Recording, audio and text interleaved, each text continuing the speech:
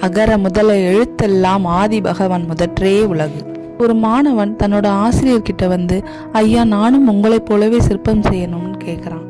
இந்த ஆசிரியரும் சரின்னு ஒரு மரக்கட்டையை கொடுத்து, இதில் உனக்கு என்ன தெரியுது சொல்லுன்னு கேட்குறாரு. அதுக்கு அந்த மாணவனும், ஐயா வெறும் மரக்கட்டை தானே, எனக்கு இதில் ஒன்றும் தெரியலன்னு சொல்கிறான். அதுக்கு ஆசிரியர் சிரிச்சுக்கிட்டே சொல்கிறாரு, எல்லா சிற்பமும் இப்படி தான் தொடங்குது. முதல்ல ஒரு கோடு, ஒரு வெட்டு, அப்புறம் தான் கலை உருவாகும்னு சொல்கிறாரு. அந்த பையனும் அவனோட ஆசிரியர் சொன்ன மாதிரியே ஒரு முதல் கோட்லேருந்து தன்னோட வகுப்பை ஆரம்பிக்கிறான். சில மாதங்களுக்கு அப்புறம் அந்த வெறும் மரக்கட்டை ஒரு அழகான கோபுர சிற்பமாக மாறுது.